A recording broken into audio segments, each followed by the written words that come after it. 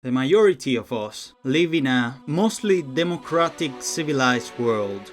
Gabo, Diego, I'm so sorry. Maybe the electricity were the friends we made along the way.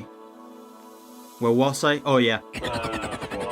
Mostly democratic, civilized world, far better than the old world of disease, predators, and better of all, not having a life expectancy of 20 years like in the Stone Age. Some say that the development of weapons, such as the nuclear ones, or international relationships, better arranged than those of World War I of course, have prevented large countries from fighting each other for the last 79 years, creating the most peaceful era in history. It's sad that we needed 2 world wars to shield the hell up.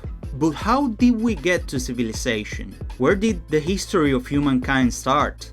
Well, we weren't always humans in a way. We didn't look like this a long while ago. We were rather hominids, like a dozen million years ago. We know about 24 species or subspecies of hominids. How many of them are our ancestors? Well, only a few of them, we think. The first common ancestor of all hominids, the All-Father, lived about 14 million years ago, probably in East Africa. The first hominin, with an N instead of a D, who walked 7 million years ago, and who's believed to be our direct ancestor, is the Sahelanthropus chadensis, from the north of Chad. This is the OG Chad, and probably your greatest grandpa. Say hi. The reason for the walking was because around this time, the African plains changed their climate, turning into grasslands in which trees gave less food than before to our grandpas, so they had to stop slacking and get better. The first species to do basic Minecrafting about 2.4 million years ago were the Homo habilis, and when I say basic, I really mean it. They were the pioneers of what we call Old Stone Age, the Paleolithic. The first species to leave Africa were the Homo erectus, about 1.8 million years ago, who got as far as China and Indonesia. They were the first ones to cook. Gordon Ramsay should do a video about their cooking. Okay, I'll stop. About 700,000 years ago, a few descendants from the Homo erectus, the East African ones, turned into the Homo heidelbergensis, who hunted in packs, crafted spears and basic tools. They partially migrated to Iberia, in the north of which they used a cave known as Cima de los Muertos. They seem to have been the first to use this cave as a burial site for the family members, which seems to me like the first demonstration of strong family bonds and feelings far beyond those of most animals. This is where something resembling humanity really showed up.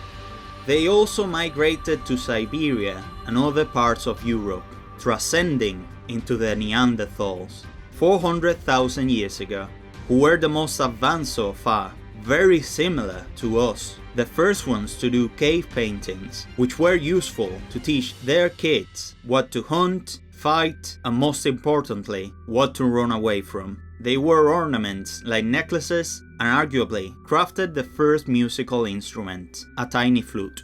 But changes in climate wiped most of them out multiple times because they weren't smart enough to communicate and craft as a team to adapt to the changes and predators. We've even found a site in which they had to resort to cannibalism, even of those who were too young. You see, the reason we humans collaborate with each other is so we don't end up like them. During this time, a few of these subspecies started wearing clothes. Due to realizing we could just steal the fur from other animals, we never grew our own fur back, eternally grateful of not being furry. And then we showed up as early Homo sapiens 300,000 years ago. Were we descendants from those hominins of Asia, Iberia, or Europe? No, East Africa or Morocco. Direct descendants from some Homo heidelbergensis. In our humble beginnings, we were, with scientific accuracy, freaking stupid. We had to resort to constant moving due to being in small groups and not knowing how to replant the plant fuel sources we consume. Most of us didn't leave Africa until 100,000 years ago, when the last ice age was starting. We reached Arabia about 70,000 years ago, India and all the way to Australia about 65, Europe about 47, and Las Americas about 25,000 years ago. In the meantime, we developed coats, leggings, baskets, and many more tools. Wherever we went, populations of plants and animals mysteriously disappeared. Totally unrelated, of course. Jokes aside, some refer to this as the destructive nature of mankind. Meanwhile, your grandpa was just trying to do the same thing all other predators needed to do to even survive. We were just smarter. We met other archaic human species, like the Neanderthals, the Homo denisovans, Homo erectus, and also a particular subspecies of the latter, which inhabited the Indonesian island of Flores, where a mutation, probably due to island isolation, made them significantly shorter in stature. The Homo floresiensis, also known as hobbits, who were about 3 feet 6 tall on average. That's 110 centimeters in normal. Unfortunately, the scarcity made them less smart than their chef ancestors, making them less likely to survive. Our last proof of them being alive was from 50,000 BCE, but the local Leo tribe say that they have seen a creature that they call ape man as recently as in the 2010s, whose characteristics coincide with the Floriensis. Bear in mind that these people couldn't lie, because they should have literally no idea that they lived thousands of years ago. So who knows, maybe the hobbits are still within us. After reaching nearly every corner of the world, we continued to be nomadic hunter-gatherers. And as we met our distant cousins, it is likely that the harsh conditions of the climate change and the ongoing ice age caused competition for food between us and them, who were less advanced. They started going extinct as we rised and tried to survive. But our crossover was a real thing for a while. In 50,000 BCE, while Neanderthals were making necklaces in some cave in Belgium, the Floriensis were hunting elephants in Indonesia, the Denisovans were chilling in some Australian beach, and we were having a freaking boss fight against a mammoth in the very north of Siberia. I don't know about you, but I wouldn't mind a Warhammer minus 50k.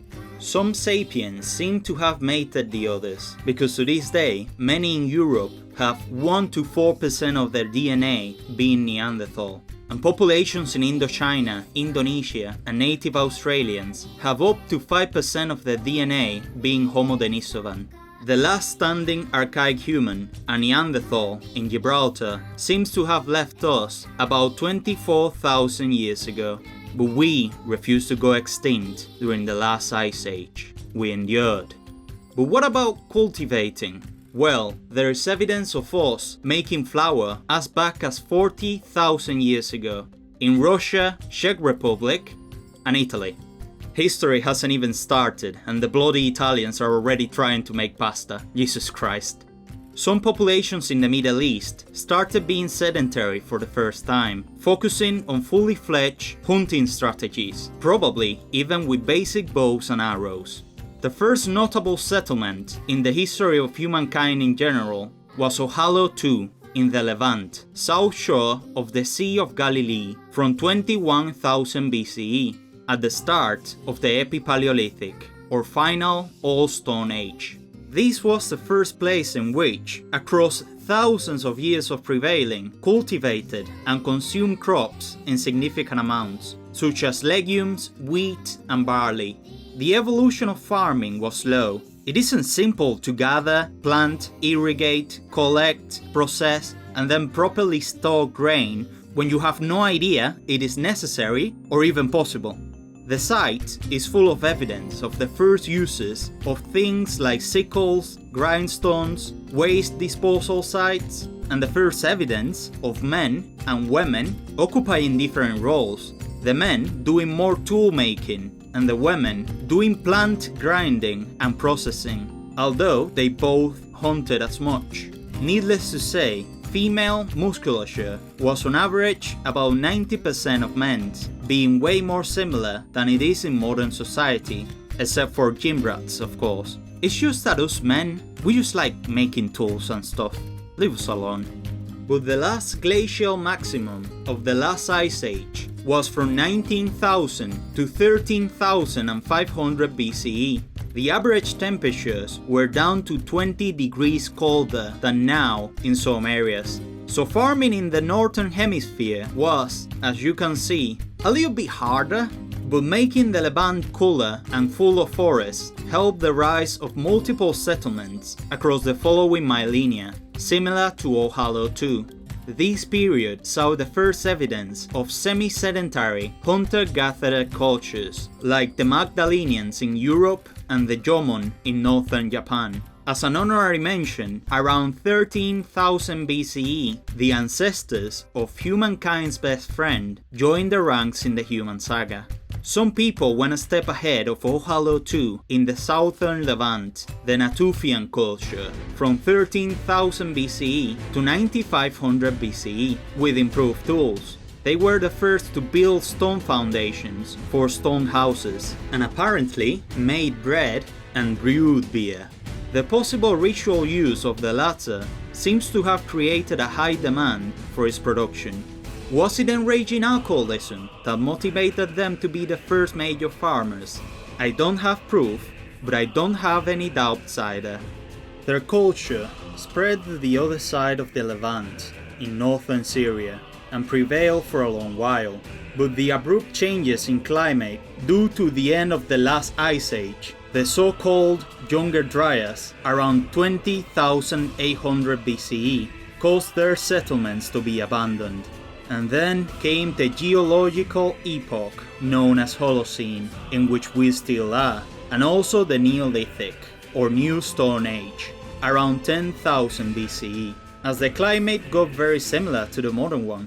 Picking up from former Natufian practices, more new cultures of the Levant learned to domesticate cattle, engaged in cultivation, and built more permanent settlements, many of these in the area now known as the Fertile Crescent. Communities like Yerfelamah were built, being sturdier and having a grain storage building. But this period saw the rise of the first two megastructures of mankind, both in southeastern Anatolia, Karahan Tepe from around 10,000 BCE and Göbekli Tepe from 9500 BCE, the latter of which may be the first temple in history. Buried underground for thousands of years, they both have large circular structures containing massive stone pillars, being the first stone megaliths that are capable of making you wonder, how did they get these things in here? Were they on trend?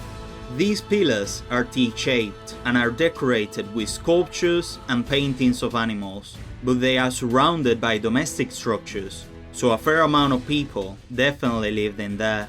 Some other sites in the nearby areas show a culture similar to them too, and even Yerfelamah seems to be related. So as far as we know, this was the first popular religion, one in which we adored T-shaped pillars and animal representations of, who knows? It was improved through generations until it was later abandoned. The reason? Well, we don't really know. Many refer to the inhabitants as simple, nomadic hunter-gatherers, but it makes more sense for them to be more civilized and sedentary than that. There are some theories of how was it buried. Maybe Göbekli was intentionally filled to preserve it, or maybe just heavy rain and erosion displaced and buried all settlements in the area. Some even blame the floods related to the Younger Dryas for it. Unfortunately, only 5% of Göbekli Tepe has been excavated due to the decision of the owners. Advanced scans prove that only 40% of its megaliths have been digged out, implying that the population was really high and their advancements greater than we thought. So not only are they about 7,000 years older than Stonehenge, but also way larger. Karahan is expected to be the largest of the two, making professionals believe that they may be the birthplace of the first civilization. But we can only be sure when we discover more about them. We have proof of a large feast taking place in Göbekli Tepe after the making of the megaliths. This was our first purpose-driven project and communal masterpiece, our first celebration together, as far as we know. Nearby sites later adopted the appreciation of T-shaped pillars, but without the animal paintings, and the following millennia saw the foundation of the first proto-cities, and even the first Sumerian city, but that will be the next episode.